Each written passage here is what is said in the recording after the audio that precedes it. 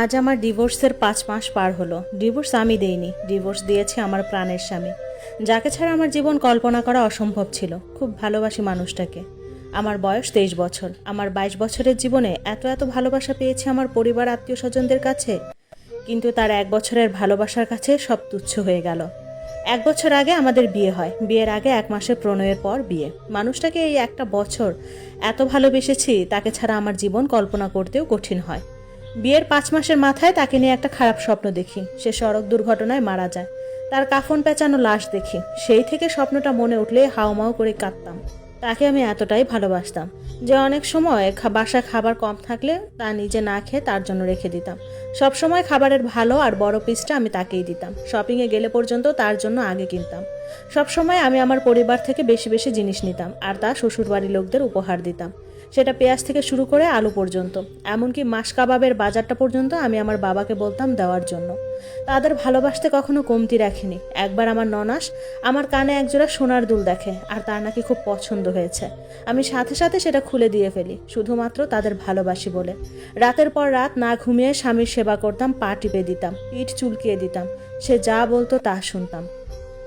তার পরিবারের খেদমত করতাম, তার আত্মীয় স্বজনদের মাথায় তুলে রাখতাম, কিন্তু প্রতিদানে কিছুই পেলাম না। সে রাতের পর রাত বাহিরে থাকতো, অথচ আমাকে বলতো ব্যবসার কাজে নাকি সে বিজি আছে। আমি কখনো তাকে কল করলে লাইনে পেতাম না, সেটা অবশ্য বিয়ের 3 মাস পর থেকে। সে আমাকে ফেসবুক, ইমো, এমনকি নাম্বারে পর্যন্ত ব্লক করে রাখতো। তার দরকারে সে শুধু ফোন করতো, এমনকি কখনো করতো না। সকালে বের হতো, আসতো রাতের 3টা বাজে।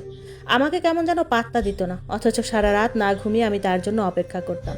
ভাত না খেয়ে তার অপেক্ষায় বসে থাকতাম, কিন্তু সে আমার সাথে কেমন ব্যবহার যেন করতো। বলে রাখি, বিয়ের পর আমি একটু মোটা হয়ে যাই, ওজন 70-এর উপরে যায়। সে এটা নিয়ে আমাকে অনেক কথা বলতো, কিন্তু আমি না খেয়ে থাকতে পারতাম না। খেতে খুব ভালোবাসতাম। সে খুব বাজে রকমের ব্যবহার করত, এমনকি কথায় কথায় মুটি হাতিও বলতো। এর মধ্যে সে পরকীয়াতে জড়িয়ে পড়লো বিভিন্ন মেয়ের সাথে, তাদের সাথে খুব খোলামেলা কথা বলতো।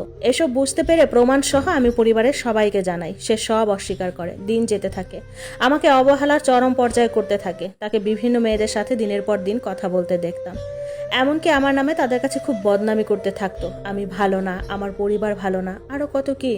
অথচ তার জন্য আমি আমার বাপের বাড়ি থেকে গরুর দুধ থেকে শুরু করে ফলমূল সব দিতে বলতাম, যাতে একটু সুখে থাকি। কিন্তু নসিব আসলেই খারাপ হয়। দিন যেতে থাকে, তার পরিবারের সবাই আমাকে অবহেলা করতে শুরু করে, অথচ তাদের জন্য আমি সব করতে রাজি। তারা আমার এই খারাপ সময়ে কখনো কোনো সাপোর্ট আর সাহায্যও করেনি। সে মেয়ে দেখতে বলে তার পরিবারকে, সে নাকি আবার বিয়ে করবে। আমি নাকি অনেক মোটা, আমার ওজন 75 কেজি। সবাই বলতো আমি নাকি দেখতে খুব সুন্দর। সে আমার নামে মানুষকে খুব